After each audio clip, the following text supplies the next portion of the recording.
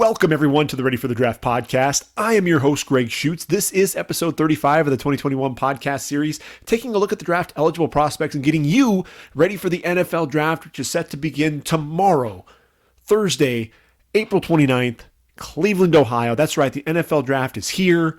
All the months of preparation and hard work have finally culminated here with the NFL draft, and 35 happens to be the lucky number. 35 podcasts together. And I'll tell you what, I've enjoyed bringing my passion to you each and every week.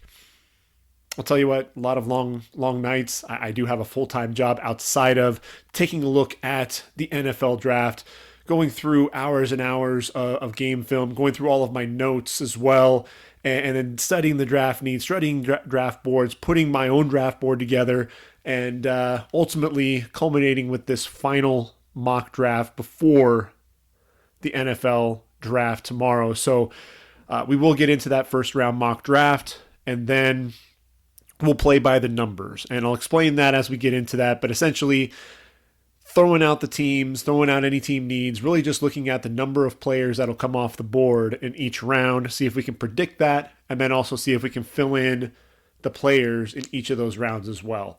And then in a couple of weeks, we'll come back and we'll actually revisit it and see just how well we did. See if I came as close as I'm hoping that I can in terms of some of those predictions based on historical numbers and such. So we'll get into that here in just a little bit. But I wanted to go ahead and bring that first round mock draft, my final first round mock draft to you. And here we go. Let's go ahead and just jump right into things. The Jacksonville Jaguars, look, let's face it, they've been on the clock for months. Urban Meyer in there. We know this pick is going to be Trevor Lawrence, 6'6", 220 pounds out of Clemson. Everybody knows what Trevor Lawrence has meant to the Clemson program, what he's done over the last 3 years, both on and off the field. I think he'll represent that franchise well. Urban Meyer still has his work cut out for him to build that offense around Trevor Lawrence, but you've got a face of the franchise, Jacksonville. Enjoy it. Number 2 overall is going to be Zach Wilson out of BYU, going to the Jets. I think this really was solidified when Joe Douglas pulled the trigger, traded Sam Darnold to Carolina, and now look, he's really married to this. This is his career-defining moment in New York. He's tied to Zach Wilson now. And you know how I feel about Zach Wilson if you've listened to my podcast. 6'3", 210 pounds, the junior, tremendous arm strength, the guy that he looks like a shortstop when he's out there playing quarterback. He has some Patrick Mahomes in him when you watch him play, and that's what makes it so exciting. And that's one of the things to where I think Mahomes is kind of stripped away the belief that a quarterback that can be a gunslinger, that's going to sit there and play a little bit backyard ball, can't really be harnessed into an NFL system. Patrick Mahomes has broken that mold, and I think for guys like Zach Wilson now, it is possible. So you have the infectious personality of Robert Saleh at head coach. You bring in a quarterback like Zach Wilson. He's got the moxie. He's got the swagger out there. I think it's going to be a lot of fun watching him there with Gang Green. So Zach Wilson coming off the board, number 2. Now the draft starts to get interesting. San Francisco, they trade up to number 3 with Miami. They're sitting there at number 12. And look, I actually had them taking Trey Lance at number 12 before they traded up. Now this pick is between Mac Jones and Trey Lance. But I'm leaning towards Mac Jones this time. And honestly, the reason why is, I actually had him going to Carolina at number 8, so I actually thought he was going to come off the board before Trey Lance anyway. But really, the big reason is Kyle Shanahan needs a guy that can match wits with him. I think that's why he and Kirk Cousins worked so well together, and why he and Matt Ryan worked really well together there in Atlanta. And so that's the thing that I think is ultimately what's going to tip things into his favor. We know that Mac Jones has a photographic memory, and he just knows where to go with the football. And that's the thing that I think is he doesn't really rush things. He doesn't. He takes what the defense gives him, but he knows where everybody's going to be, and he knows where to put the football to lead his man, throw his receiver open, and allow him to make plays. I ultimately think that Mac Jones is going to be the guy.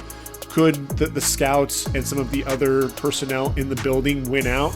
Sure, there is a chance that Kyle Shanahan could take a step back and say, okay, we're going to go ahead and go with Trey Lance. But look, there's a reason why Kyle Shanahan is thought so highly of in the industry, as one of the best offensive minds. He knows what he's doing. You give him his quarterback, you get Mac Jones, and then you get out of the way and allow him to do his thing. At number 4, this is where, again, it gets interesting. Matt Ryan, 36 years of age to start the season. But look, I think he has enough left in the tank. A lot of people are pointing to, well, Atlanta hasn't been winning games. But look, there's a shoddy defense. Running game isn't all that great. They need to build around Matt Ryan. Give him some more weapons. Get a defense. Get that can really get after the passer, and also get a running game. Look, this is a guy that's missed just 3 games since 2008, and in each of the last 3 seasons has had top 5 passing yard seasons. And look, you can sit there and point to his QBR in 2020, which was 20th in the league, but he's just 2 years removed from having the league's 4th highest QBR at 108.1. Now, the Falcons, they've already talked about, potentially trading out of the number 4 pick. So I think that's why I feel confident that they're not on the market for a quarterback. They're not looking at Trey Lance or Justin Fields. Why would you even entertain those thoughts if you were adamant on taking a quarterback? Just wouldn't happen. So the next thought is, for Atlanta, they've got Julio Jones right now, and they're taking phone calls for Julio Jones. Why would you do that unless there's a plan behind that? And you're looking at Kyle Pitts, a difference maker there for Florida, and you saw what he meant to Kyle Trask. And I keep going back to what Travis Kelce has meant for Patrick Mahomes. You give Matt Ryan a guy like Kyle Pitts, his safety valve, his security blanket, the guy that's he's going to be able to find down the middle of the field, underneath, down the sideline, in the red zone. The guy has nearly 7-foot wingspan. Just put the ball anywhere near this guy and allow him to make plays. And look, at a tight end, he's 6'6", 240 pounds. And you look at the guy, even the way that he's running, he runs a 4.46 40. It's still not quite as fast as Vernon Davis running that 4.38 in 2006. But I bring up Vernon Davis because he and Kellen Winslow Jr. drafted number 6 overall. So if Atlanta takes Kyle Pitts at number 4, they're making history. And look, Arthur Smith, he's coming from Tennessee. He loves utilizing that tight end. Kyle Pitts is going to be the answer there. Number 5, this is another interesting pick because Zach Taylor, look, you got Joe Burrow, and on the one hand, you want to try to recreate lightning in a bottle with Joe Burrow and Jamar Chase. Reunite the two. Look, Jamar Chase over 1,400 yards and 20 touchdowns pairing up with Joe Burrow during that magical national title run. But you got to protect Joe Burrow. Tore his ACL and MCL against Washington. And look, that offensive line is not 100% by any means, even with the addition of Riley Reiff. Riley Reiff is probably a 1 or 2 year rental at most. He's going to play right tackle this year, but he's not the long-term answer. Jonah Williams himself, the left tackle, who they got a couple of years ago, 10th overall pick, he's battled injuries himself. Right knee cut his season short last year. He needs to get stay healthy and be out on the field. I think Quentin Spain's likely going to play left guard, but Billy Price, his 5th-year option was declined by the team. So there are a lot of uncertainty, a lot of question marks there on that offensive line. You got to get Penei Sewell. You just have to. Especially when you've got an interior of the line that's been porous, and you look at the guys who filled in for Jonah Williams, giving up 8 sacks on 1,105 snaps, according to Pro Football Focus, and you flip that around in Penei Sewell in 2019, no sacks given up in 936 pass blocking snaps. To me, I think Penei Sewell reminds me a lot of Brandon Sheriff, the All-Pro and Pro Bowl guard for Washington. He was drafted number 5 overall, and he was a tackle coming out of Iowa. Just the same body type and the physicality with which they play, the mean streak. And so I could see Sewell moving inside to right guard, and then when Riley Reiff moves on, kicking him outside, although you may even want to keep him at guard. You look at what they have in Washington with Sheriff, and I think Penei Sewell has that type of ceiling, whether he does play tackle or guard. You got to take care of Joe Burrow, take care of your investment, and then you can make some other picks, receiver, defensive end after that. At number 6, you got the Dolphins, and the Dolphins, look, they need to get Tua some weapons. and there's talk that they like Kyle Pitts a lot. Kyle Pitts is not going to get to number 6. There is some talk that maybe they like Jalen Waddle more than Jamar Chase. And I know that, he has that speed for days. Reminds you a lot of Tyreek Hill, but let's not mess around. Jamar Chase, look, 6 foot, 208.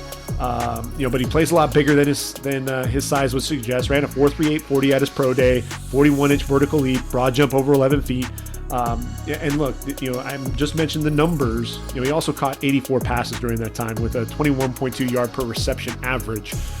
This is a guy, he's physical, difficult to bring down, excellent route runner, even though he wasn't quite the route runner as Justin Jefferson, but does a tremendous job with his release off the line, has an array of releases, handwork to fight through press coverage, and uses that body positioning to make sure that he's the only one to make a catch on the football.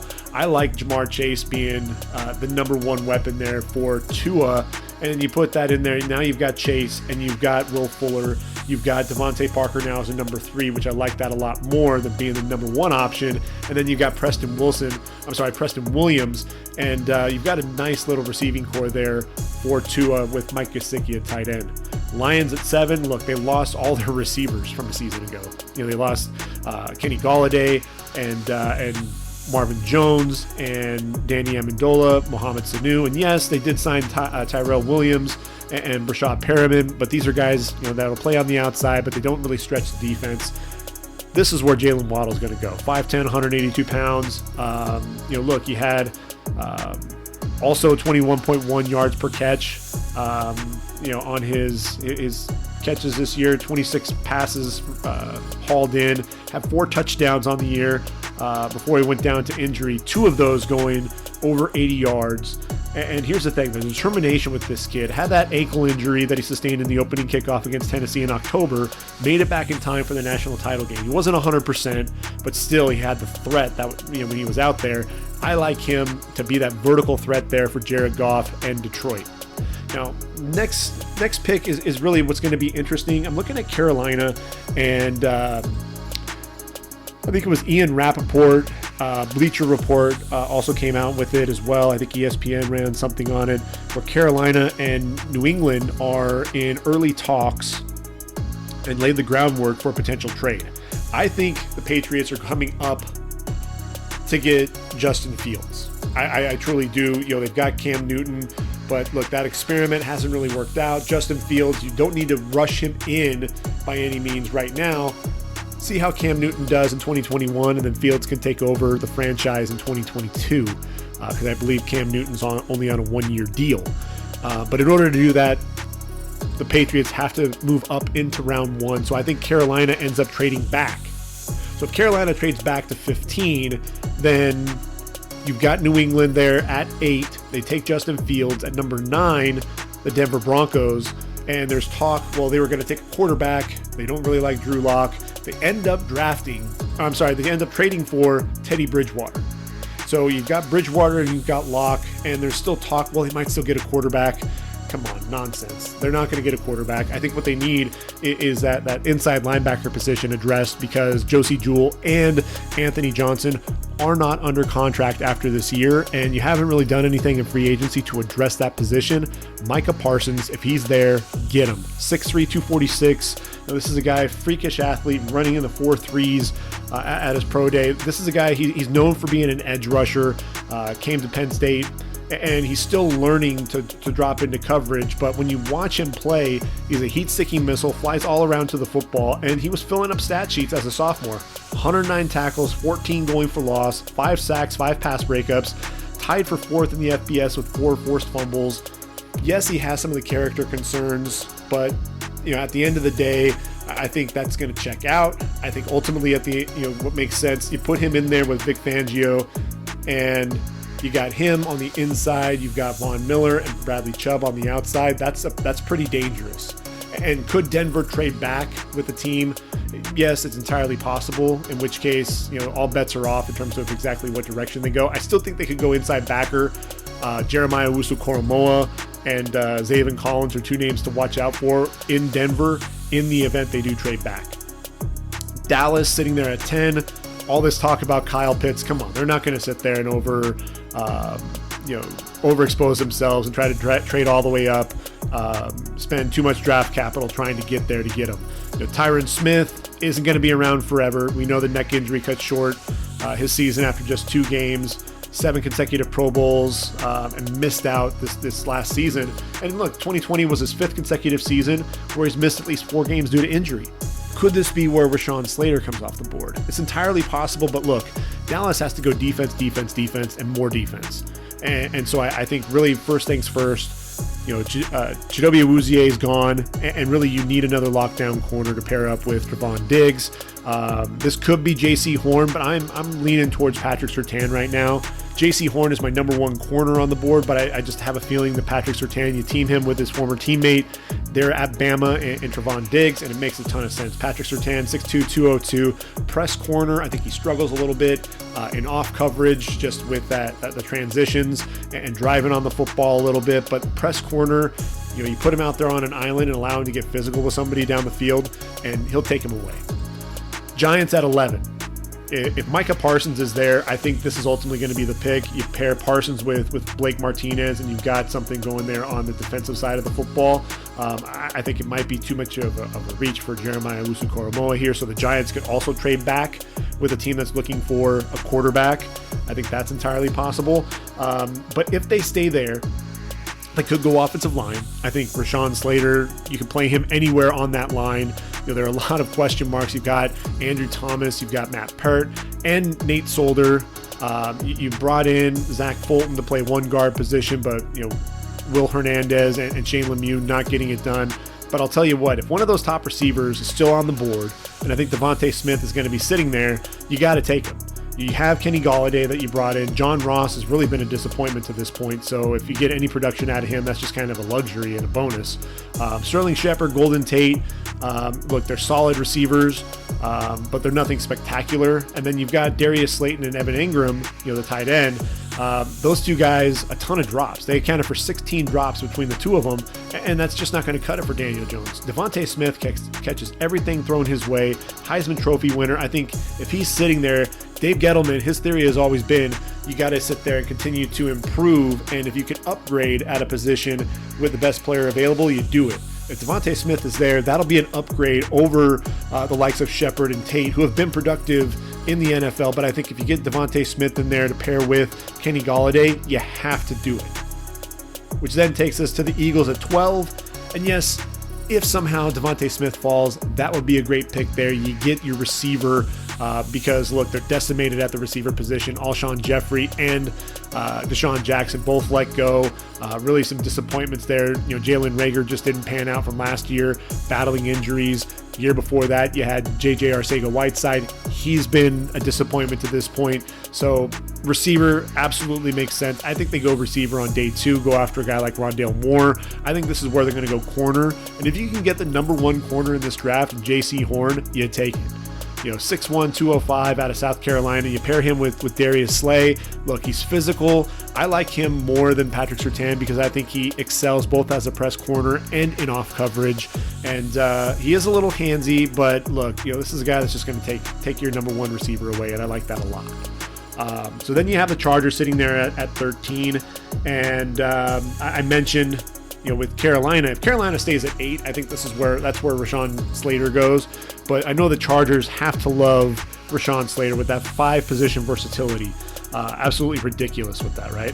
So you're looking at it, and they brought in Corey Linsley, they brought in Matt Filer, and they've got Brian Bulaga, who's going to be playing the right tackle position.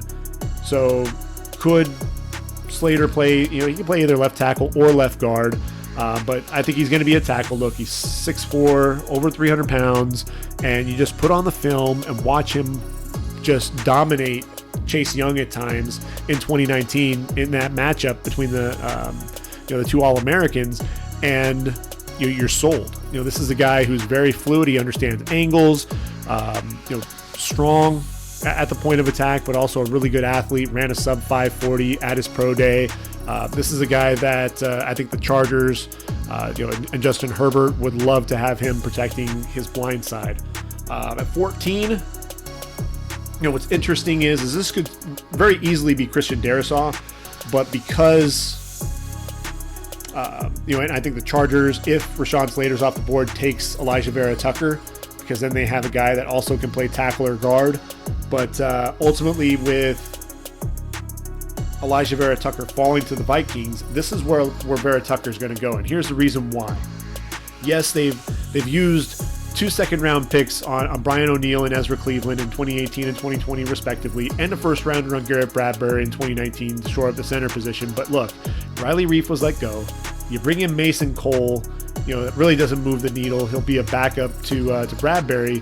And then you have Dakota Dozier that you re-signed at left guard, who just is pretty shaky, to be honest with you.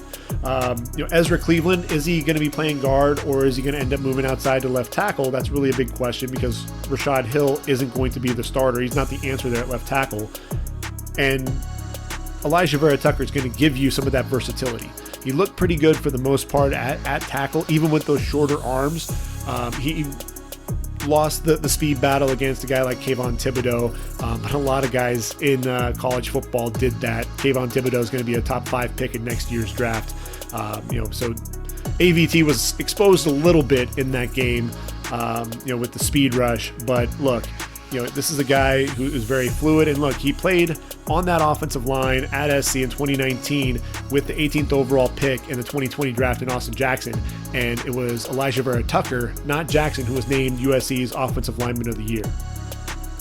So ultimately, that takes you to 15, where Carolina, I think, will ultimately pick. And I'm looking at Christian Darrisaw. I think that ultimately makes sense. You get possibly the best pass protector in the draft, best pure pass protector as a junior, gave up just 6 pressures, didn't allow a sack. And Carolina, look, they lost Russell Okung. You use the franchise tag on Taylor Moton. So if you can get Darrisaw with Moton, you've got your bookends taking care of Sam Darnold. That makes a ton of sense. And look, I think Matt Rule wants to address the trenches. He addressed the defensive line last year by taking Derek Brown and Yitra Gross-Matos with his first 2 picks. I think he'd start doing that again this year with Darrisaw. And look, if he stays at 8, then I think Rashawn Slater's the pick. Arizona at 16, it's an interesting one. Could they go, Azeez Ojulari here? I think it's absolutely possible. You got Chandler Jones, who's under contract through next season, but they lost Hassan Reddick, and they still have Devon Kennard on the board, on the roster, and they have Marcus Golden, but Ojulari would elevate their pass rush. Patrick Peterson, you have to replace Patrick Peterson, and I know that they signed Malcolm Butler to be a veteran presence, but with Robert Alford and Butler on 1-year deals, they need a long-term answer at corner. Caleb Farley sitting there, the 6'2", 207 corner, and yes, I know that he had the non-contact ACL tear in 2017, and he also has a herniated disc at L5 and had an S1 disc bulge as a result of deadlifting. It was a deadlifting accident. Had a microdiscectomy, and ultimately we know that the back injuries can linger more so than the ACL tear even. But he's got a clean bill of health by his doctor, said that he should be ready to go by July. The big question is going to be, will his draft stock slide? And Jalen Smith, we know what happened there at Notre Dame. Could be a top 10 pick. Towards ACL, MCL, falls to 34. Miles Jack, another potential top 10 pick coming out of UCLA. Towards meniscus in practice prior to the 2015 season. Surgery to repair the tendon, and then there's concern about the microfracture surgery all the way leading up to the draft. He slides to 36. So there are concerns about this back, even with him being cleared. So doctors really, they're going to have to pay attention to those doctors. And look, it benefited Jeffrey Simmons. He tore his ACL in December of 2018, still ended up getting drafted 19 overall by Tennessee in round 1 of the 2019 draft. I think Farley, there are other teams like New Orleans. Bleacher Report was reporting that New Orleans may want to trade up and get him. Farley's a tremendous athlete, ran a 4.29 40 before his surgery, 6 interceptions, 19 pass breakups. He could be the number 1 corner in this draft. I have him actually as my number 2, even with the injuries. So I think if Arizona is comfortable with their doctor's decision on him, Farley's going to be the pick. Raiders at 17. This is one where, again, it could go in a number of directions. Max Crosby, been a steal as the 4th round pick. a couple of years ago, but the number 4 overall pick in the same draft, Cleveland Ferrell, struggled. So it could be Kwity Paye here. I think that's a legitimate shot. But I think ultimately, and they could also take a tackle. I think Tevin Jenkins, you can pencil him in, play that physical right tackle pairing with Colton Miller, makes a lot of sense there as well. But look, they need a safety. They also need a linebacker. So Jeremiah Owusu-Koramoah easily could come off the board, but they need a safety to pair up with Jonathan Abrams. I'm looking at Trevon Merrick, the Jim Thorpe Award winner, 6'2", 202, the junior, 6 interceptions, 20 pass breakups, while also racking over 100 tackles the last 2 seasons with the Horned Frogs. Mike Mayock loves guys that produce lots of production. You're going to get that out of Trevor Merrick. And if you have those 2 safeties on the back end of that defense, that really takes care of things, especially when you have to deal with Patrick Mahomes twice in the AFC West. Also Justin Herbert as well. You have to start mentioning him when you're talking about some of those quarterbacks that are really up and coming there in the AFC. At 18, the Dolphins get their second pick in the round number 1, and I think this is where Jeremiah Owusu-Koramoah is going to come off the board. And you're going to ask yourself, well, why would they take him when you have Jerome Baker and Benardrick McKinney? You traded away Shaq Lawson for him. Wouldn't you go with Azeez Ojulari? I think there's a good chance that could happen, but Owusu-Koramoah is kind of the Swiss Army knife. He's one of those chess pieces that Brian Flores can kind of move all over the place. And look, 142 tackles, 24.5 for loss, 7 sacks, also broke up 7 passes, forced 5 fumbles, recovered another 4 in his 2 years there with the Irish. I think JOK would just be one of those players that Brian Flores could just have a lot of fun with because you can line them up pretty much everywhere. Washington at 19. A lot of people are talking about them taking a tackle here.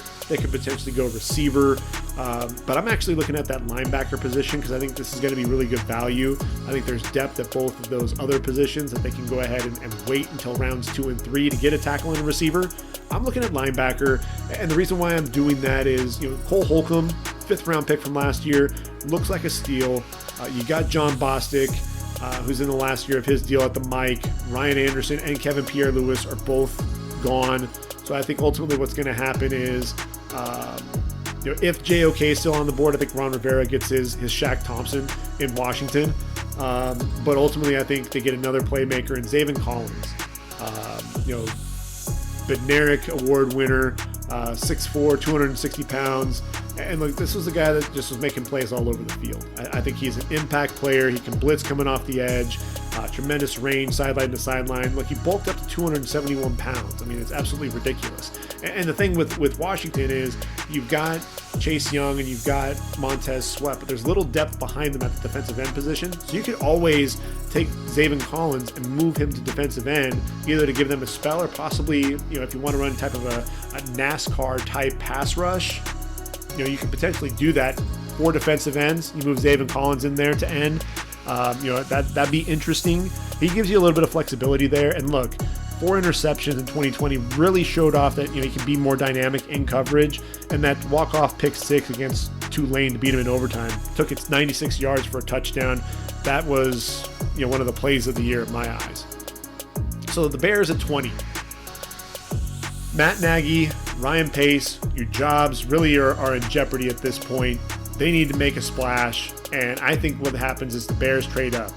I was mentioning some of the other teams. I can't really predict where that's going to happen. Nobody's really talked exactly where Trey Lance is going to go. I think the Bears, and look, maybe Trey Lance slides, and they can actually sit there at 20 and still land Trey Lance. But I think the Bears will probably trade up and get him. And you get a guy who, threw 28 touchdowns without a single interception, also ran for 1,100 yards as a redshirt freshman, taking North Dakota State to a championship. He's a guy that has the big arm, tremendously athletic. The athleticism just jumps off when you watch him. Reminds you a lot of Josh Allen because of his big body, and makes a lot of throws that you just guys aren't supposed to make, that are that big on the move. But he's a guy. He's still raw. He hasn't played a ton of games. Only played 1 game in 2020 due to COVID-19. I think you've got Andy Dalton and Nick Foles. They don't move the needle. They don't excite fans, but they're great bridge quarterbacks. And so I think that's ultimately what's going to happen. You need a quarterback. Go ahead and get Trey Lance. 21, the Colts. What's going to happen with the Colts here? Well, I think you need a pass rush, but ultimately I think even bigger, need than that. You got to take care of Carson Wentz. You traded to get him. He's your quarterback, and Anthony Costanzo's gone. Address that offensive tackle position. Samuel Cosme could also be the pick here, but I think it's ultimately going to be Tevin Jenkins out of Oklahoma State. Look, they've got Quentin Nelson there at left guard. You bring in Tevin Jenkins, let him play left tackle. The physicality on that side is just going to be absolutely ridiculous. If you saw that outside zone play where he took Joseph Osai from Texas, worked him down the line, drove him 5 yards down the field, and then planted him along the sideline. That's really all you needed to know about him there. But then also only gave up 2 sacks in his career, and those came in 2018. This was a guy, he played right tackle primarily for Oklahoma State, but he actually started the 2020 season at left tackle and only moved back to the right side because of an injury. So moving on to Tennessee, this is a team that could also use a tackle potentially. I think if Tevin Jenkins is there, they're going to definitely think about it. They need to replace Jack Conklin finally. So I think that would make a lot of sense, but ultimately you got to replace Corey Davis and Adam Humphries. You brought in Josh Reynolds, but that's just not going to do it next to AJ Brown. Ultimately, I'm looking at Terrace Marshall out of LSU. Terrace Marshall Jr., he's 6'1", 200 pounds, junior. What I like about him is, he was third fiddle behind Jamar Chase and Justin Jefferson at LSU. His sophomore season, still caught 46 passes for 671 yards and 13 touchdowns. Became the guy there at LSU. Another 10 touchdowns there, 48 catches, 731 yards. And really, the quarterback play there was kind of up and down. He has the blend of size, speed, and athleticism that you're looking for. Match up either on the outside or in the slot. You pair him with AJ Brown. I like it a lot. Jets at 23, they get their second pick in round number 1. Could they go running back, possibly even a receiver or offensive line to take care of Zach Wilson? Absolutely, but I think the worst position right now for them is at corner. Bless Austin and Bryce Hall, they were decent players, but there's no depth behind them. You've got a bunch of undrafted free agents. Get a guy like Greg Newsome, a guy who I think excels both in man-to-man and especially in zone coverage. Ran a 4.38 40-inch vertical leap as well at his pro day. 21 passes defended in 3 years with the Wildcats. I like that pick a lot. Pittsburgh at 24. When you think of the Pittsburgh Steelers, you think of their running game, you think of Franco Harris, you think of the bust Jerome Bettis, you think of Le'Veon Bell, and the Steelers now need a running back desperately. Now that James Conner is in Arizona, you've got Benny Snell and Anthony McFarland. It's just not going to move the needle. When you think of big, powerful backs, guys that you can hand the ball off to and, hey, run out the clock, get us 4 yards a carry, Najee Harris is that name that comes to mind. 6'2", 230 pounds. A guy that's not only going to run over you, shows off that contact balance, but he's got the speed to run by you, has really good feet, can jump over you like he did to Nick McLeod when he played Notre Dame, and just excellent hands as well. Doak Walker Award winner, finished 5th in the Heisman voting, over 1,400 yards on the ground in 2020, 26 touchdowns, with 43 receptions. Very adept in pass protection as well, knows where he needs to be, will come across the formation a lot of times to pick up the blitz. I think this is exactly what Ben Roethlisberger needs. And what ultimately could be his swan song, but actually get a running back in there that can take some of the pressure off of him. I love that pick. It's tailor-made for the Steelers, a blue-collar team. You get that running back that can get you a lot of those tough yards.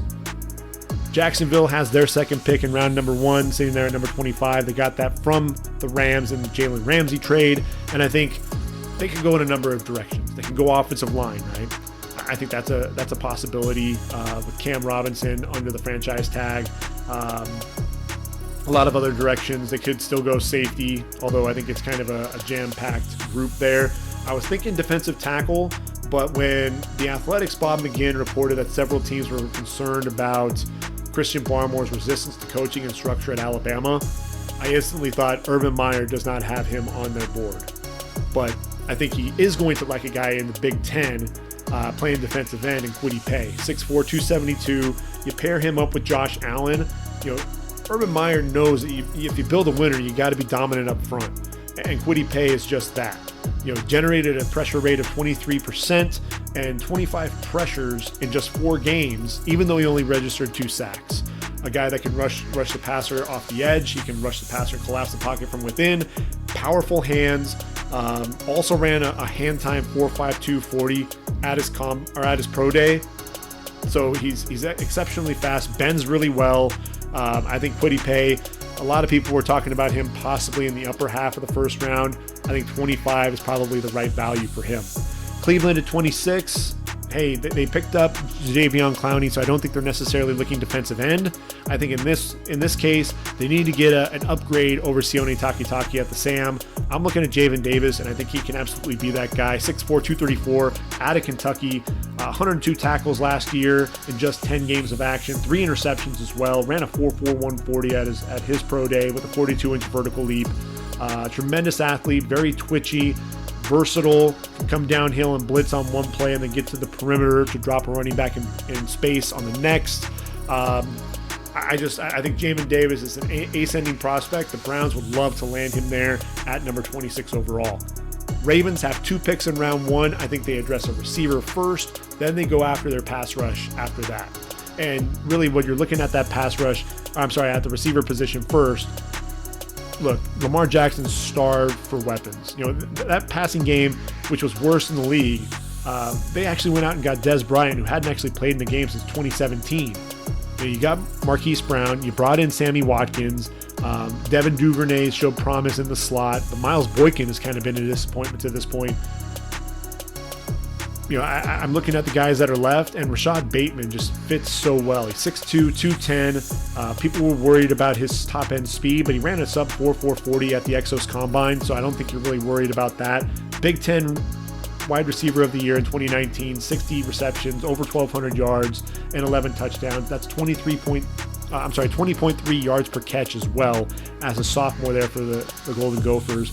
This is a guy that wins at the line of scrimmage, crisp route running to gain separation, a tremendous fighting through contact to attack the football in the air, and you see that release on his slants. Guy's always getting open on a slant, which then makes it easy for him to set up his man on his double moves. So I love Rashad Bateman there to the Ravens. Lamar Jackson gets a weapon. And you're looking at the Saints there at 28. They could use a linebacker. You could see, potentially Nick Bolton come off the board here. But I think the Saints ultimately need to get another receiver to help out Jameis Winston now that Drew Brees has called it a career. Emmanuel Sanders is gone. Michael Thomas needs a running mate. And I'm looking at Kadarius Toney out of Florida. Look, 6 foot, 193, was a gadget player to start his career and ultimately developed into a receiver. A bona fide receiver that can run routes and get open. 984 receiving yards and 10 touchdowns in his final season at Florida. He can stretch the defense vertically, can work out of the slot, can work underneath. His ability to really turn nothing into something is quite impressive as well. And if you saw him at the Senior Bowl, he was creating separation like nobody's business. Absolutely ridiculous. Twitchy player. I like him at the end of round number 1, which then takes us to Green Bay at 29. Green Bay, this is interesting. They've got a new regime there, and Matt LaFleur, you kind of have to think outside the box with this one. I think they definitely need help at the defensive end to help out Kenny Clark. So they could go Levi Onwuzurike, although I think they end up getting a tackle in round 2 to help him out.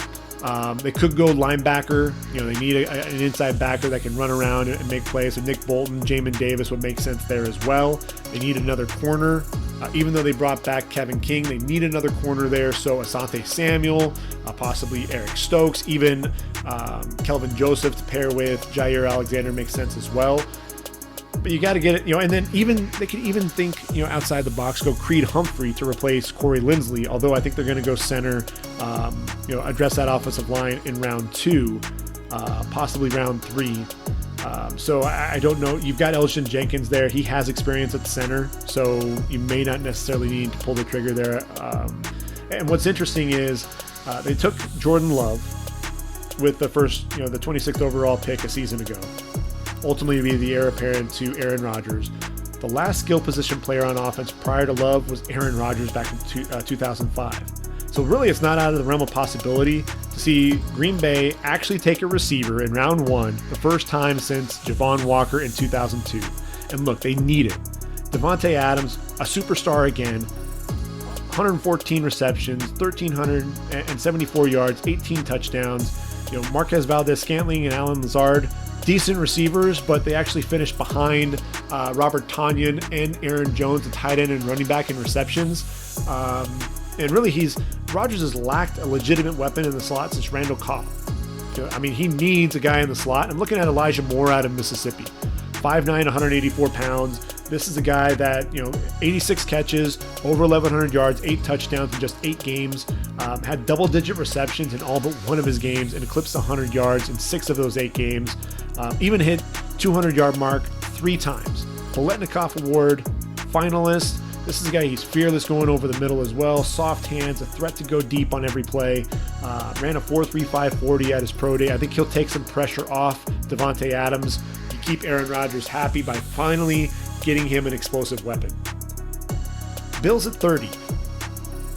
The Bills, ultimately they did a lot in free agency. They didn't make a ton of noise, but they re-signed Matt Milano, 4-year, $44 million deal. That was huge. Let him pair with Tremaine Edmonds, one of the best young linebackers there in Milano. Deion Dawkins is playing left tackle. You brought back Darrell Williams to be his bookend there at right tackle. You lose John Brown, so opposite Stephon Diggs. Thought maybe they'd go after a receiver, but then they get Emmanuel Sanders. So here's what I think they're going to do. They could go corner to pair someone up with Tre'Davious White. They could go pass rush because Jerry Hughes and Mario Addison are getting up in age, 33 and 34 years of age respectively. But I'm looking at a running back because they, yes, they have Devin Singletary, Zach Moss, and they signed Matt Breida. But look, here's the deal. They finished 20th in the league, in the run game, and neither Moss nor Breida are much of a weapon in the passing game. And this is a pass-first offense with Josh Allen at the helm. I think the Bills are going to target Travis Etienne because he's more of a sure thing in both the passing game and the running game. And I think they take a page out of Kansas City's handbook, where they had a crowded backfield and still drafted Clyde Edwards-Helaire with the number 32 overall pick. 5,000 rushing yards, over 100 receptions in his career. Travis Etienne, look, he's 5'10", 205, bulked up to 215 at his pro day, ran in the 4.4s anyway. Had he been at 205, he probably run sub 4.4. A speed guy who just has put in the work, developed some huge legs now. Now he runs through contact. Very physical runner now. He struggles. I think the footwork isn't there, so he can't really create on his own. So I think he needs a stable of running backs. Let Zach Moss get some of those hard-earned runs, and really let Travis Etienne play in space where that's really where he's going to make his money. I think that makes a ton of sense. It's kind of a luxury pick for Buffalo because there aren't a ton of holes on that roster right now. Baltimore gets their second pick in round 1 from Kansas City in the trade of Orlando Brown. Kansas City gets their left tackle. Ravens get the 31st overall pick, and they can finally address that pass rush. Look, that pass rush has not been scary in Baltimore in quite some time. Ever since T. Sizzle, Terrell Suggs was gone. They landed Yannick Ngakoue, but he wasn't all that impressive with them in 2020. He left in free agency, as did Matt Judon. And look, Judon led the team in sacks with just 6, which was the lowest total for a Ravens sack leader since Elvis Dumervil in 2015, when he also registered 6 sacks.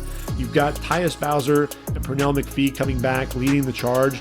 That's not going to get it done. Azeez Ojulari, if he's on the board, that's their guy. This is a guy who's tremendously twitchy, explosive coming off the edge, bends the corner, uses his hands really well, has this cross chop that he likes to use. I think that he's turn on that Peach Bowl against Cincinnati, 3-sack performance. It makes a ton of sense. If he's off the board, I mentioned a few teams that may end up taking him. If he's off the board, keep an eye out for Jason Owe out of Penn State, although I think he should come off the board in round 2. I just, a guy that doesn't register a single sack in 2020, that concerns me big time. So I don't see him being the guy, but everyone loves his athleticism, so maybe the Ravens think they can coach him up. I think Joe Tryon is also another guy to keep an eye out for here, but I think, again, if Azeez Ojulari is there, and I think he will be, you take him. And then that leaves number 32 overall, the Tampa Bay Buccaneers, Super Bowl champs, Tom Brady effect in full effect. They get all 22 of their starters back. They even re-signed Antonio Brown. That's the latest signing. So really, this is going to be a luxury pick. Creed Humphrey could potentially take over for Ryan Jensen at center.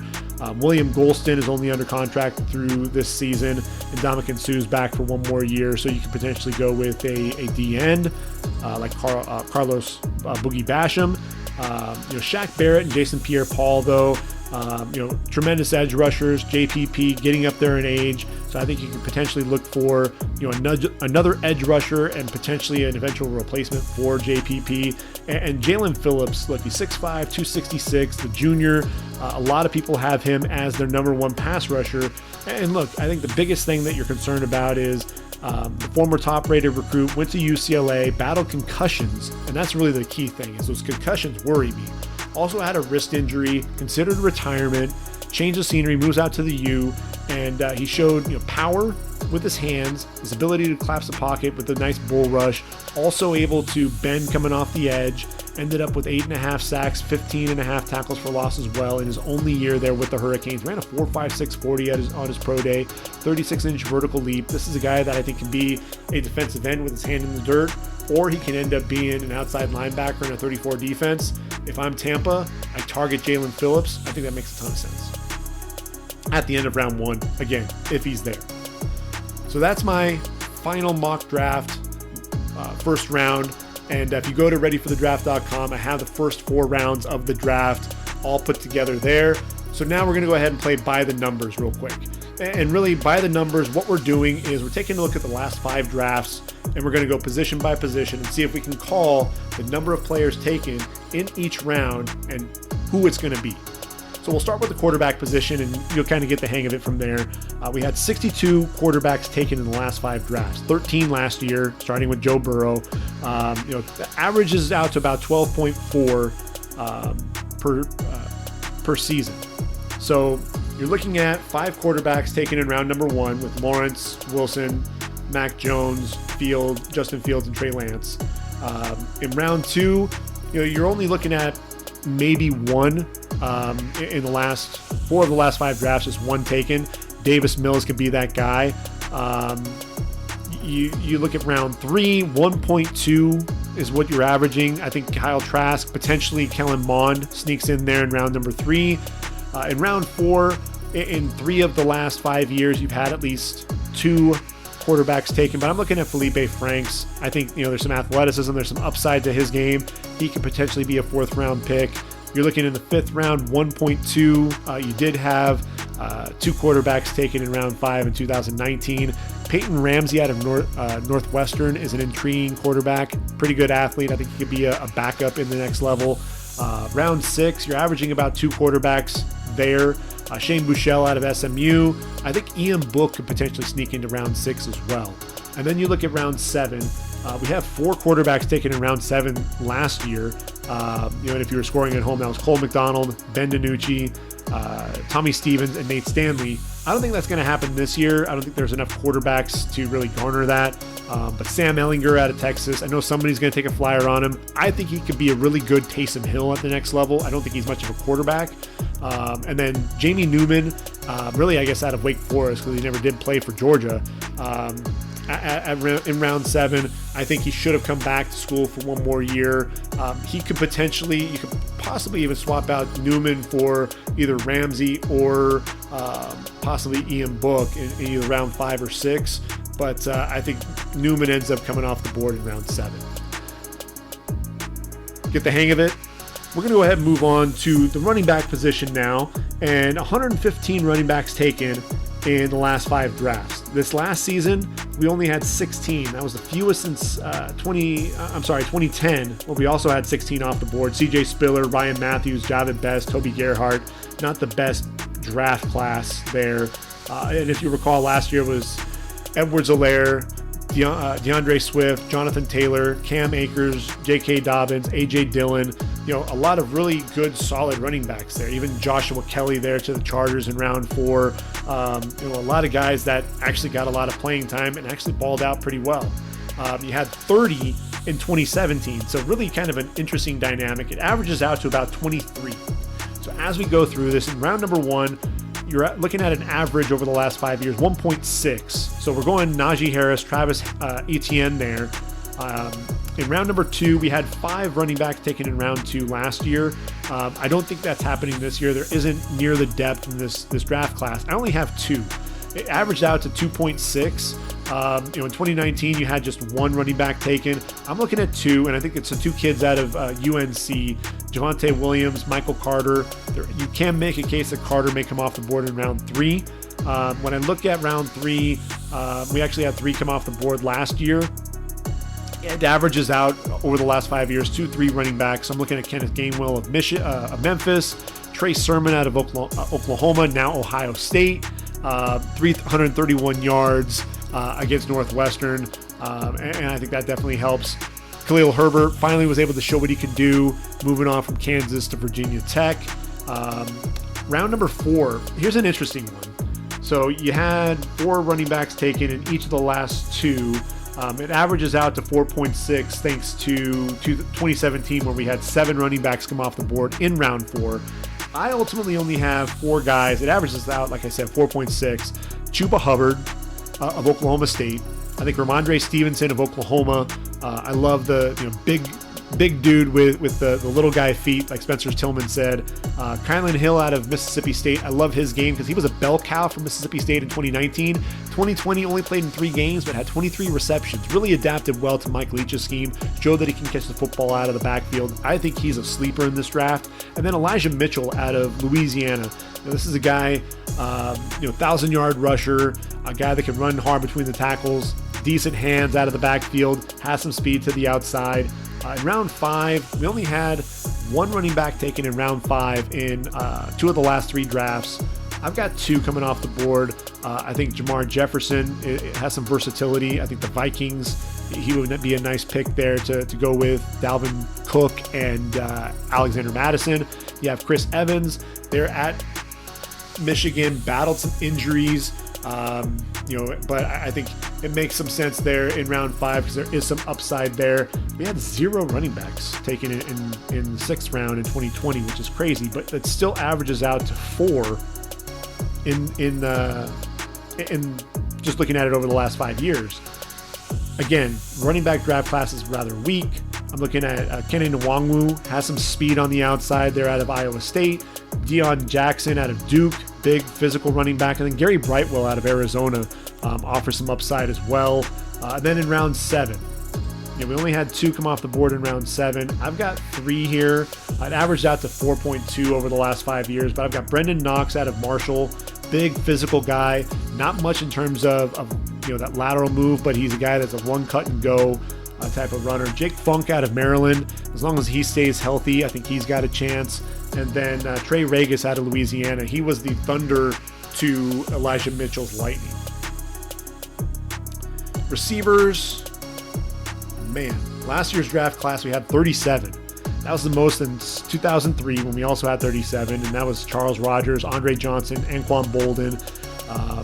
Over the last 5 years, 162 receivers taken, 32.4. We got to go really fast with this because there are a lot of guys to cover. 3.4 was the average over the last 5 years, but look, prior to the 6 coming off the board in round 1 last year, you had 4, 3, 2, and 2 taken from 2016 and 2019 respectively. So, that's just crazy that we could potentially be looking at 7 receivers taken in round 1. Jamar Chase, Jalen Waddle, Devontae Smith, Terrace Marshall, Rashad Bateman, Kadarius Toney, Elijah Moore. Talked about all of them. It could absolutely happen. We had at least 6 receivers taken in round 2 in each of the last 3 years. Had 3 in the last 2, in the 2 before that. I've got 4 guys that I've got penciled in right here. Rondale Moore,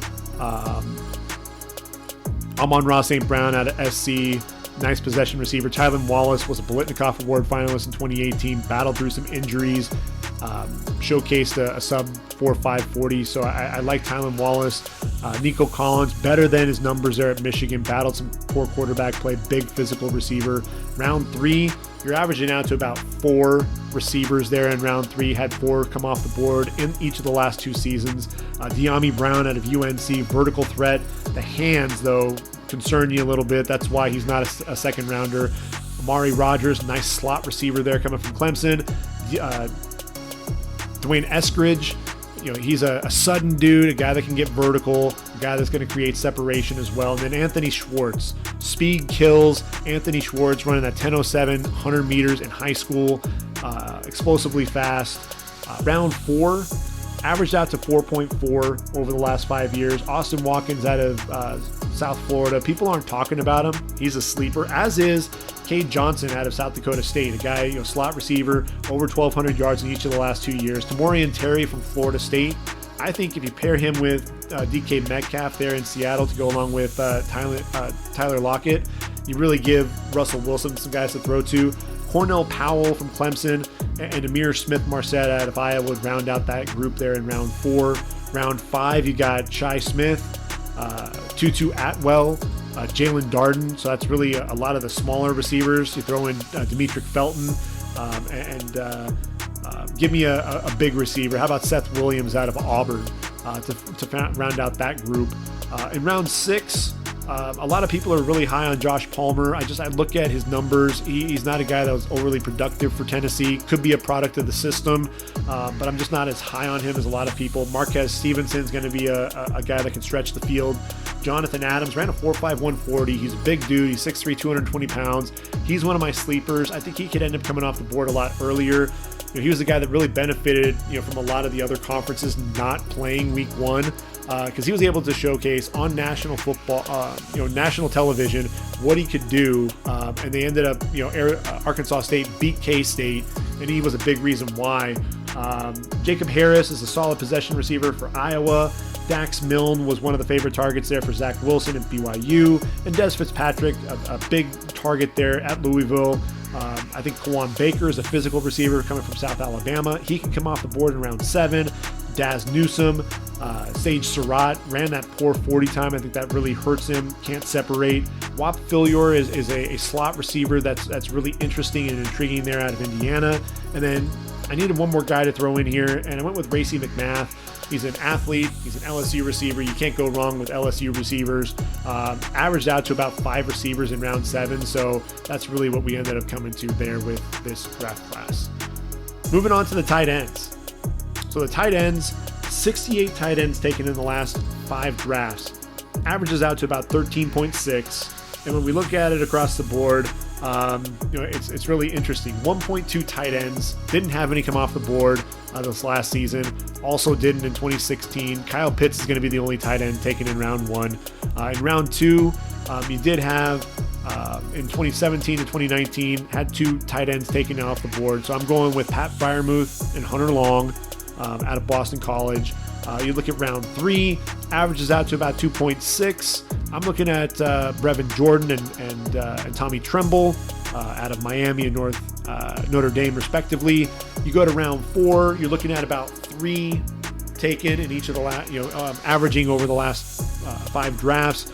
Noah Gray out of Duke, underrated athleticism. Kenny Yeboah is definitely an athletic target down the field. Struggles with his hands.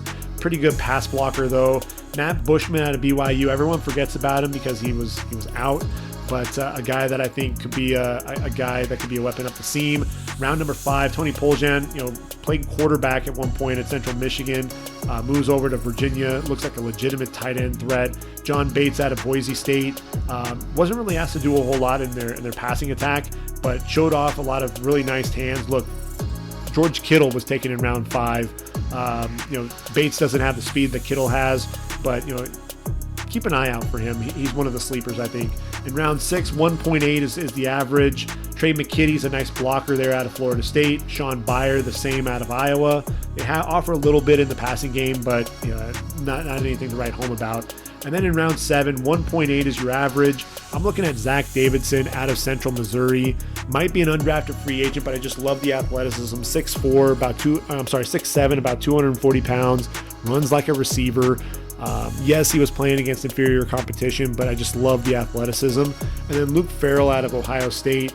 A guy that can block really well, shows off some decent athleticism. Offensive tackles. 92 taken in the last 5 drafts, 18.4 average. And so when you break that down, you're looking at round number 1. We had 6 come off the board last year.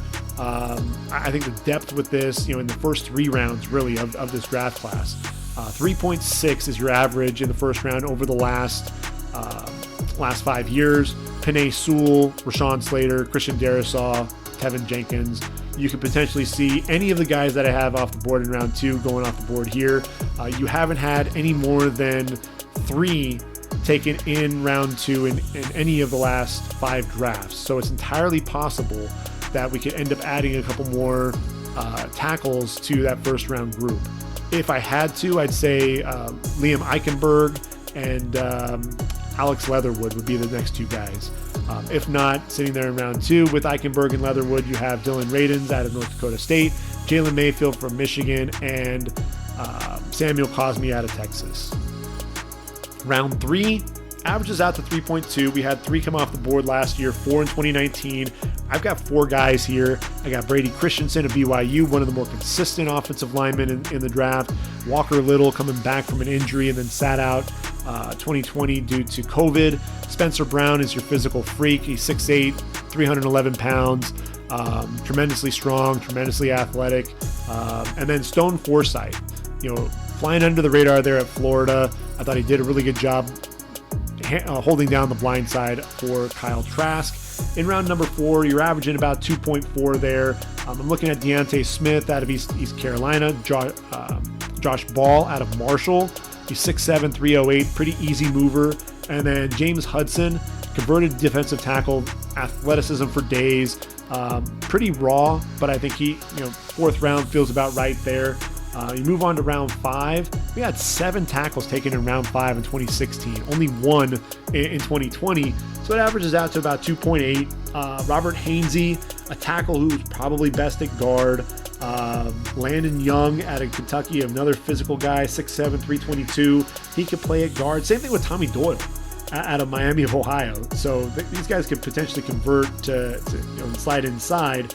But Tommy Doyle, 6'8", pretty physical guy, former hockey player if I remember correctly. And then you're looking at round 6, 3.4 guys coming off the board here. I'm looking at a guy like Brendan James out of Nebraska, Alaric Jackson. Really, his stock has fallen big time there from Iowa. Dan Moore, the left tackle there from Texas A&M, and then Jalen Moore out of Western Michigan. And then to round things out, round 7, 1.4 is your average. Drew Himmelman out of Illinois State. They're playing in the spring. I think there's a chance he could end up getting drafted. He's a 6'8" offensive lineman. You got to love the size there. And then Grant Hermans out of Purdue, just another guy, workmanlike guy. I think of a guy like Justin School, got himself drafted. I think Hermans is also going to get drafted at some point in this draft.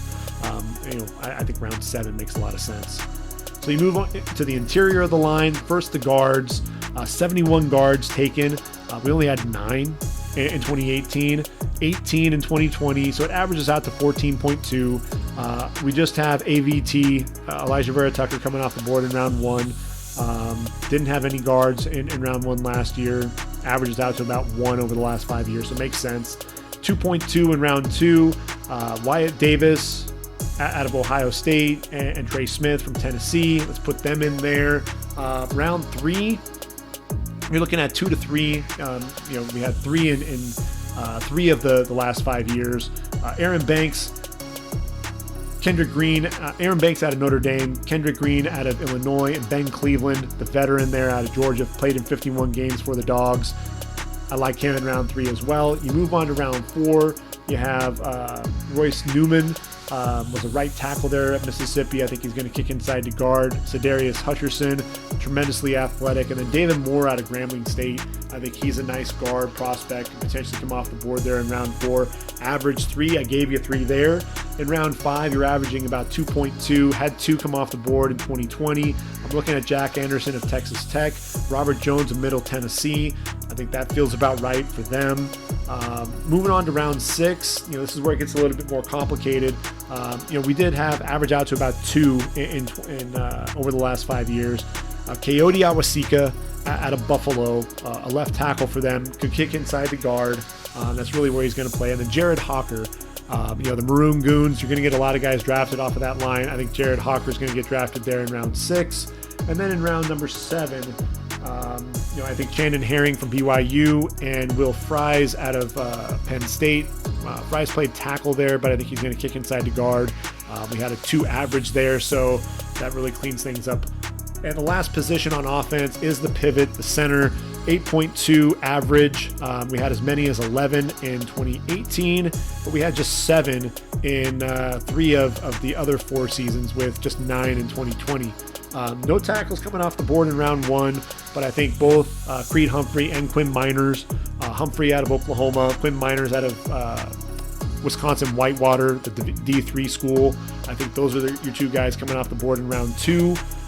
Averaging at about 1.4 in round 3. I got 2 guys for you, and that's going to be Josh Myers out of Ohio State, Landon Dickerson out of Alabama, Michael Menet out of Penn State would be your only guy coming off the board in round 4. We have 1 center taken in all but 2017. I had just 1 in 4 of the 5 drafts. In round 5, averages out to about 1. With this, and I'm looking at Drew Dahlman out of Stanford, veteran there, really intelligent player. I liked what Drake Jackson of Kentucky did, especially at the Senior Bowl. Really showed up well, even though he's undersized. I think he'll be the only guy coming off the board in round 6. And then in round 7, you got to go with the Burlsworth Trophy winner, I believe. It's Jimmy Morrissey out of Pittsburgh. Not a huge draft class there at the center position, but I think you're going to get 8 guys drafted. I think that makes a lot of sense there. Moving on to the defensive side of the football, defensive end, we had 104 defensive ends taken in the last 5 drafts. Averages out to 20.8. We actually had 24 taken in 2020. Most really since 2014, where we had 24. And that was the Jadeveon Clowney, D4, DeMarcus Lawrence, Stephon Tuitt draft class. And if you recall, this year, the likes of Chase Young, Clavin Chason, Yetur Gross-Matos, AJ Epinesa was in that draft class, Terrell Lewis, Alex Highsmith. So there's some guy, Alton Robinson, can't forget him, one of the sack leaders. So when you break things down and you look at this, 3.6 taken in round 1, so I'm going with 4.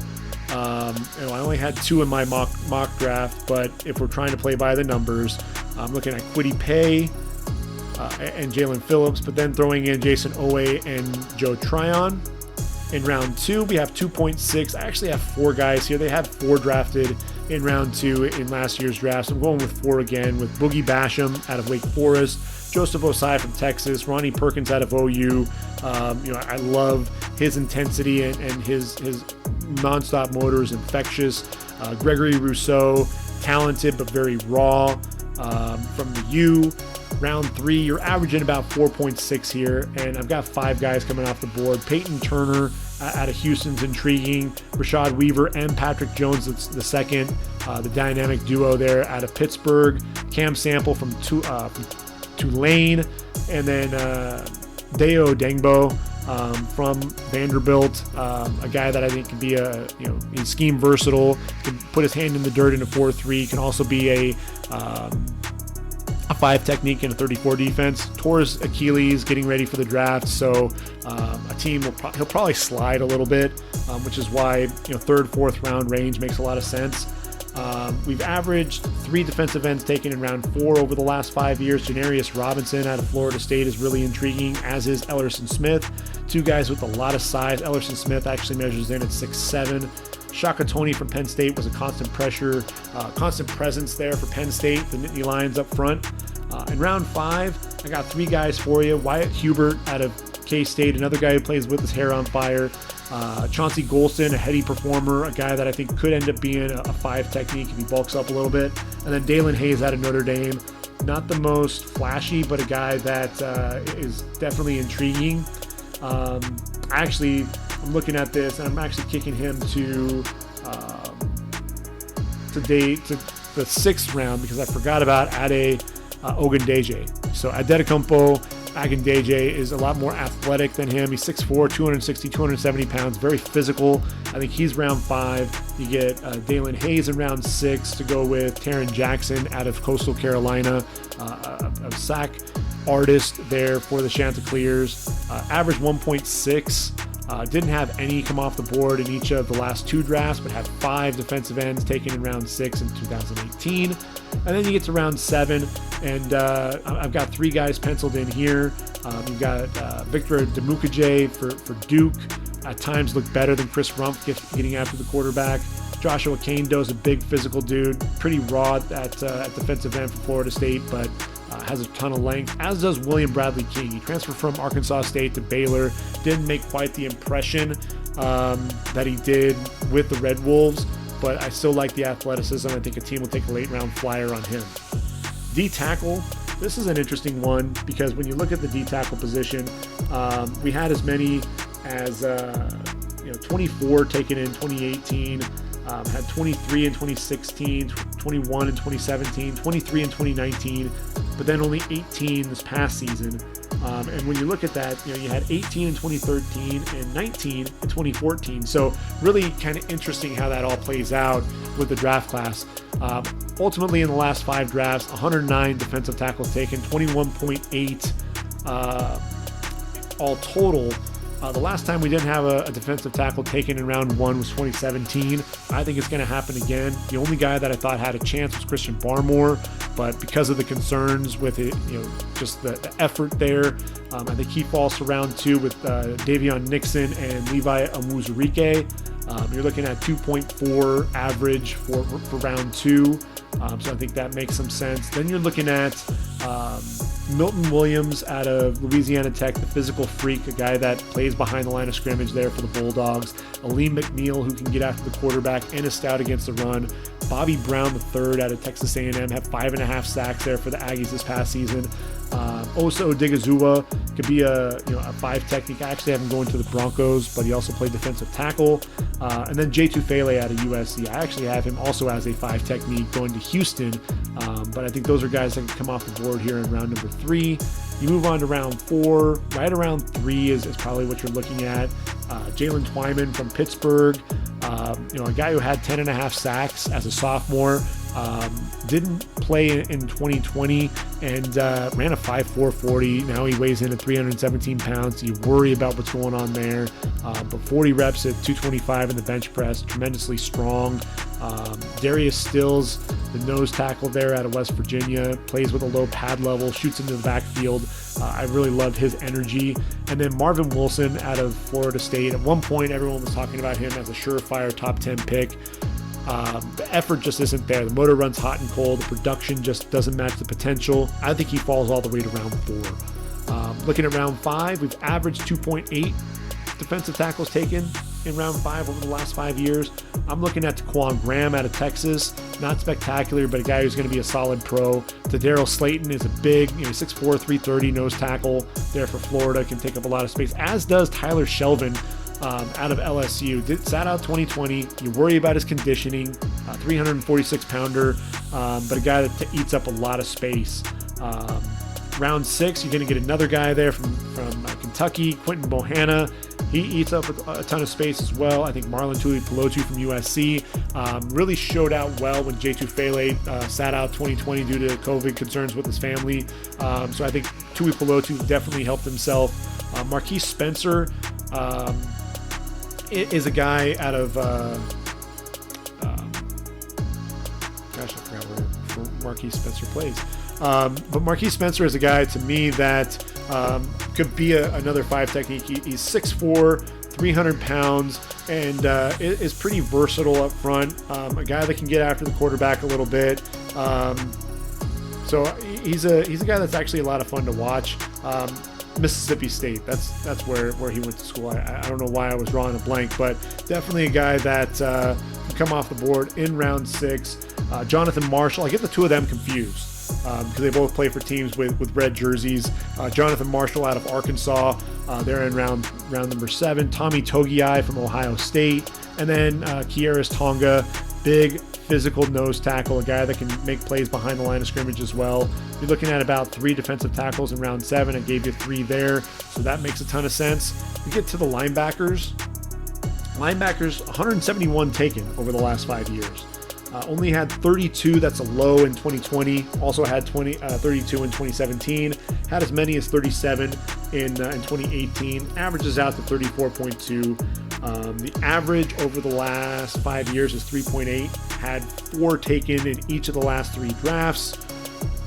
I'm actually looking at 5. I've got Micah Parsons, David Collins, Azeez Ojulari, JOK, Jeremiah Owusu-Koramoah, and Jamin Davis.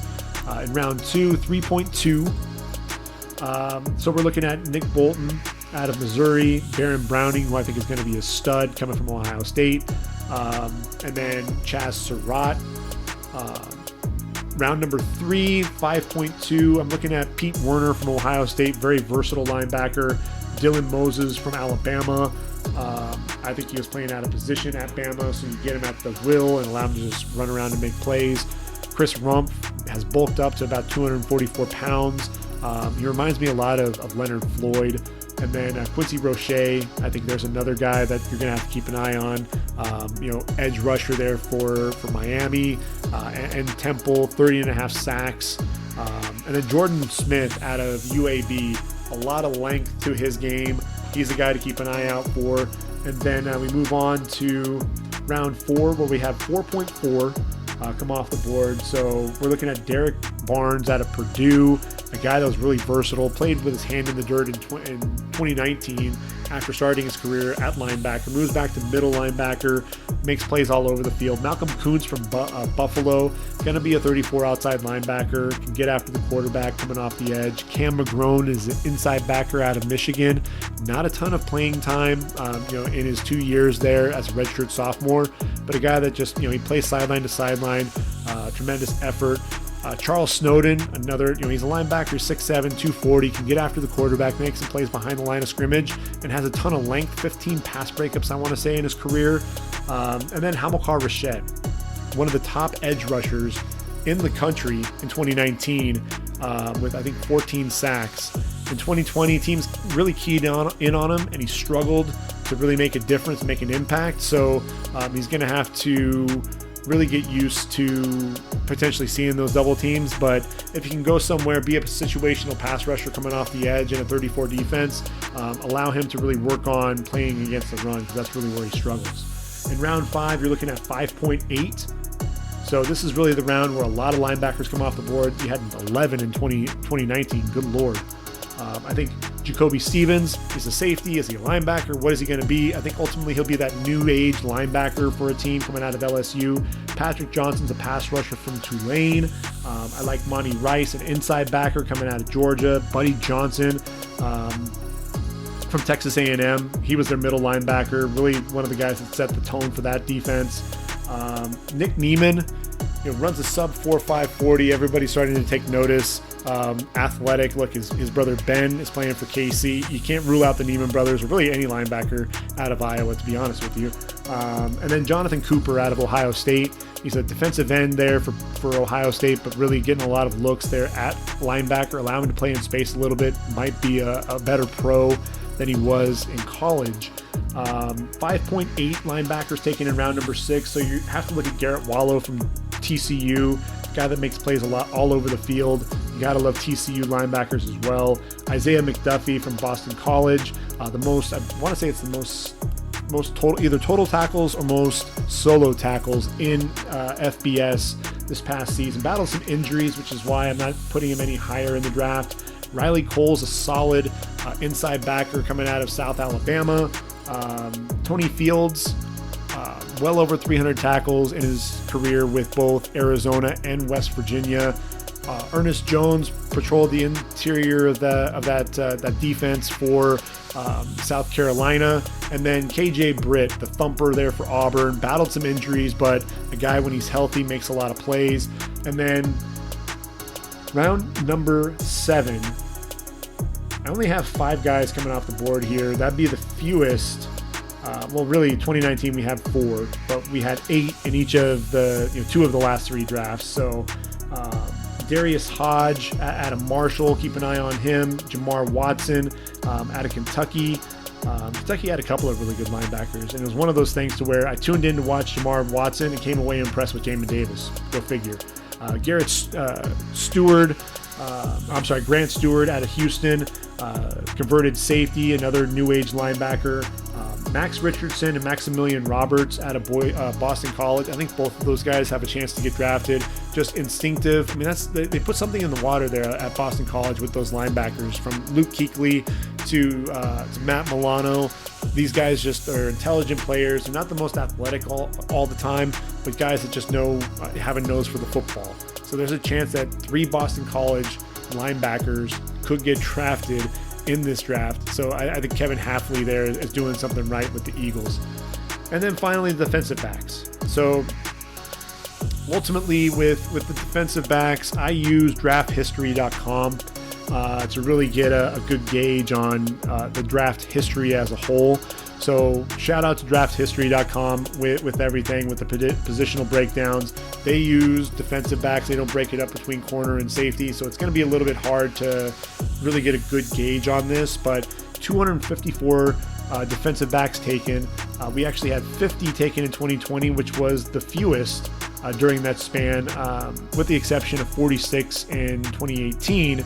I did break it down, 29 corners, 21 safeties. So when you look at this year's draft class, the average was 6 in round 1. We had 6 last year. They were all corners. This year I only have 5. Patrick Surtain, J.C. Horn, Caleb Farley, Trevin Merrick, and Greg Newsome. It averages out to 8.8 in round 2. We had as many as 11 come off the board in 2017 and 2019, but only 7 in 2016 and 2018. Go figure there. I'm kind of splitting the difference here. I've got Eric Stokes and Tyson Campbell from Georgia coming off the board in round number 2. You've got Kelvin Joseph, Asante Samuel, and Ifeatu Melifonwu out of Syracuse. Elijah Molden, a nickel out of Washington. Aaron Robinson, who could play both inside and outside, coming out of UCF. At the safety position, you got Richie Grant out of UCF as well. Jim Thorpe Award finalist Andre Sisco out of Syracuse, a ball hawk, as is Oregon's Javon Holland. So if you were scoring at home there, that's 10. So didn't quite get to the 11 from 2019, but pretty close. So now we're going to go ahead and move to round number 3. We're averaging 7.2 in round 3. Jamar Johnson. Look, when you talk about the first Indiana safety to be drafted, or to be a first team all Big Ten selection since Eric Allen in 1996. I mean, that's saying something. Tyree Gillespie from Missouri, what he did against Kyle Pitts and Najee Harris. If you haven't seen it, put the game film on. Really held his own against both of those guys who are both coming off the board in round 1. James Wiggins, an intelligent safety out of Cincinnati, as long as he can stay healthy. Corners, I really like Rodarius Williams out of Oklahoma State. Holds that one side down really well. Benjamin St. Just out of Minnesota, 6'3" corner, moves really well for a guy his size. Robert Rochelle out of Central Arkansas. Look, 10 interceptions, 25 pass breakups in his career, tremendous production. I'm looking at Divine Diablo out of Virginia Tech. Another guy who could be one of those new age linebackers like Jacoby Stevens. He's 6'3", 226 pounds. What I like about him is he is able to really battle up a lot of those big time tight ends. And so I think that's one of the things that really jumped off when I was watching him play. And then you've got Christian Uphoff out of Illinois State, 6'3", 195.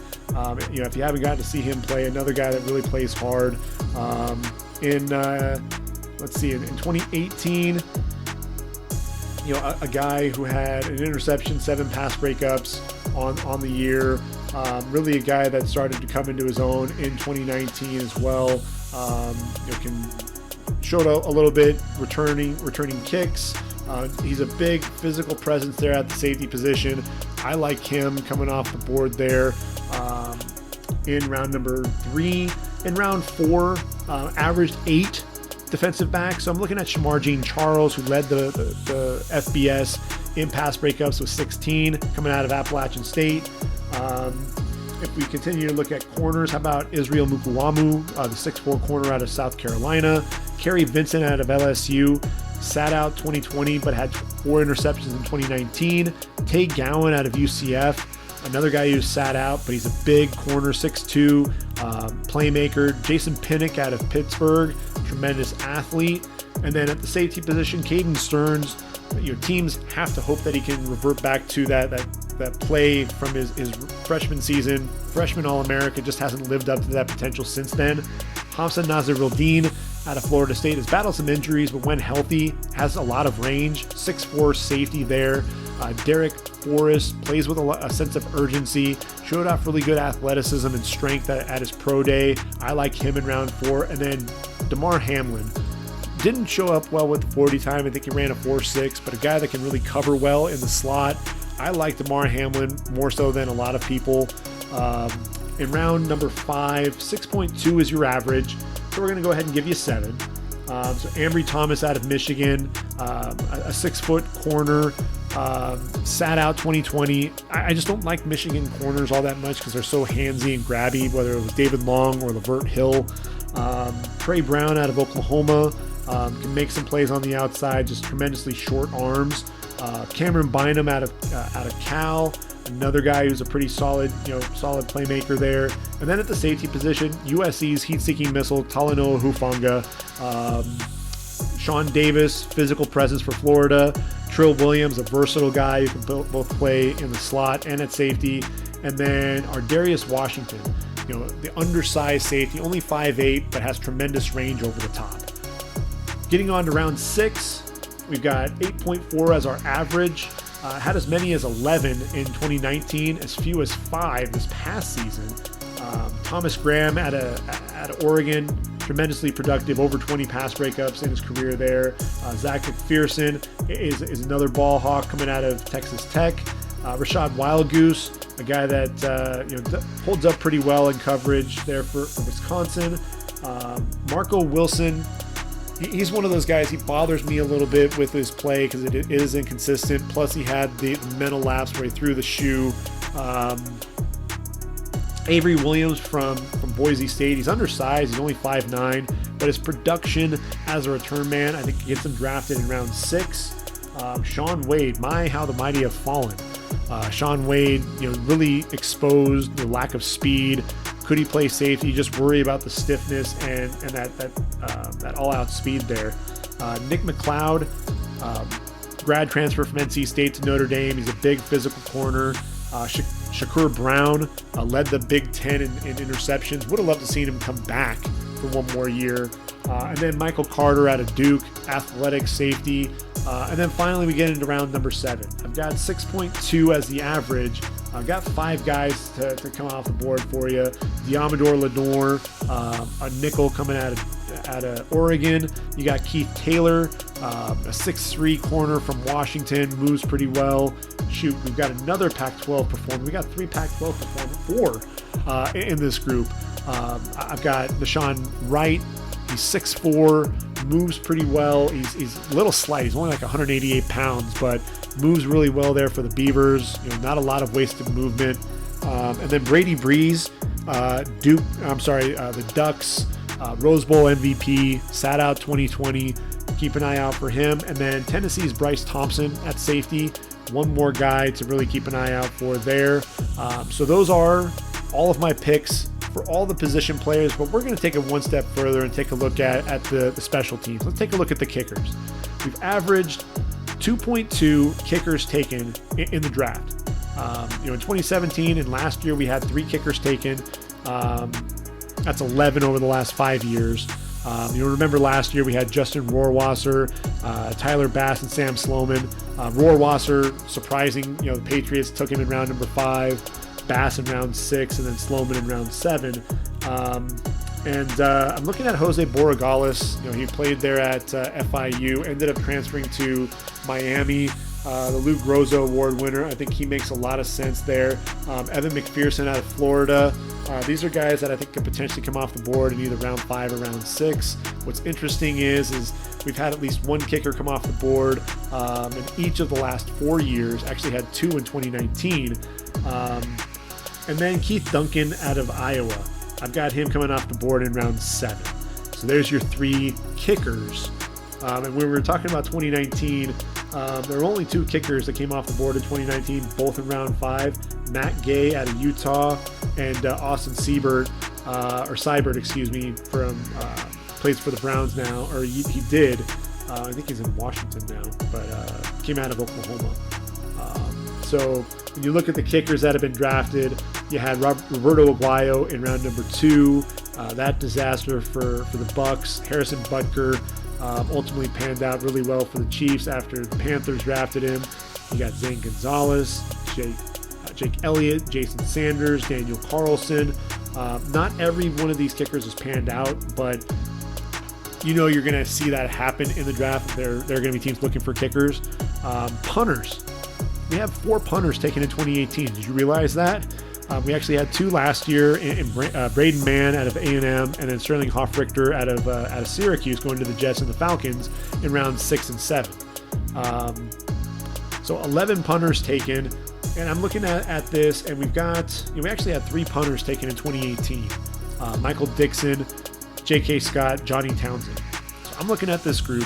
I think there's a chance you could have 3 punters taken. Max Duffy of Kentucky, Zach Von Rosenberg out of LSU, and Presley Harvin III, who was the Ray Guy Award winner out of Georgia Tech. And then I think you could possibly have another punter come off the board in round 7, and Drew Chrisman out of Ohio State, a guy that shoots some moonbeams. So I look at those guys. You could potentially have 4 punters come off the board on draft day. So got to hear my first round mock draft, my very last one, also played by the numbers, and we'll see how we did sometime either next week or the week after that. So that really puts a wrap to my final podcast prior to the draft itself. I hope you've enjoyed the content over these last 35 episodes. The draft is here. I repeat, the draft is here. I'm so excited. I mean, I can't wait for this to happen. And they've got it prime time on Thursday. I remember, growing up, Saturday morning, I'd wake up, I'd run to the TV, and I'd watch the draft, sit there in front of the TV all day. Didn't want to do chores, didn't want to do anything else. I just wanted to watch the draft. Now we have it broken up into 3 days. It's actually kind of nice so where you can have that broken out. You don't have to sit in front of the TV all day. Enjoy the first round on Thursday. Friday, you get rounds 2 and 3, and then Saturday, that's really where the scouts and the personnel guys, the GMs, the presidents, the coaches make all their money, is in rounds 4 through 7. The scouts, man, rounds 4 through 7, and then your undrafted free agents as well. So what we're going to do after the draft, obviously we're going to watch every waking hour of the draft over the next 3 days, but after the draft, we're going to go ahead and have a podcast, episode 36 and probably 37. We'll probably need to do it over the course of at least 2 podcasts, if not more. We're going to go ahead and take a look at every draft pick made by every team, talk about what moves were made, who were the movers and shakers, what picks made sense, what picks left us scratching our heads, which undrafted free agents are still out, we're still out there, and where they ultimately went, and start taking a look at the fits, the guys that really could be breakout players, for the fantasy guys, fantasy players, fantasy football, who are the guys to be on the lookout there. So we're going to take a look at a little bit of all of that. And I'll also see if we can do a little from a fan's perspective as well, and get to talk to a few of the fans and see what they think of their team's draft. And we'll dive into that a little bit as well before we finally wrap up the 2021 podcast series, take a few months off, and then we'll be back to it again for the 2022 podcast series. So a lot to cover over the next couple of weeks before we call it a wrap. Sit back, relax, and enjoy the draft. For ReadyForTheDraft.com, this has been the Ready for the Draft podcast. I've been your host, Gregg Schutze. Take care, everyone. Again, enjoy the draft. It's here. And until next time, I am out of here.